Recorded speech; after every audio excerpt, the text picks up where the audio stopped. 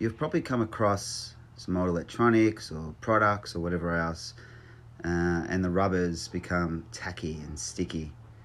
This particular camera I bought from a flea market for $5, and the rubber grip had become really tacky and really sticky, and it's due to the rubber breaking down. Rubber breaks down usually due to environmental issues or just over time. The good news is there is a way to remove it, and this is what this video is going to be about today. So I'll take you through how I did that on this old camera. So I'm going to use some isopropyl to remove the rubber. You can use other things. I've used methylated spirits, but this time I'm going to use some isopropyl. So let's start on a clean surface. So I just put a bit of a cloth down, and then when you're doing this, just be careful because there are obviously a bunch of electronics, switches.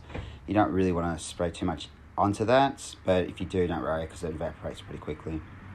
So yeah, so you just spray some of it on the affected area. You can see me covering the rubber here, just trying to be careful not to get in too much of the buttonholes.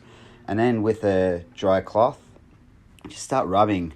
Don't rub too hard, you don't need to, just consistent rubbing.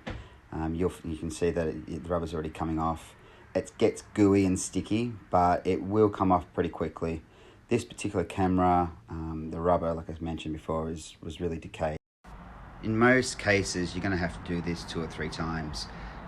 So, just reapply the isopropyl across the affected surface and continue to rub with a nice dry, clean cloth. Use a different part of the cloth each time. Don't use the same part. You don't want to just put the rubber back on that you've removed. The isopropyl will dissolve a lot of it, but it does come off on the rag as well. So once it's done, you get this lovely clean finish. Really smooth. It brings back the original plastic. The grip's not there anymore, granted, but I'm not going to actually use this camera. The camera's going to be used to download Hi8 to digital. So still, I wanted to have a nice clean camera, and I do want to have to clean my hands every time I touched it.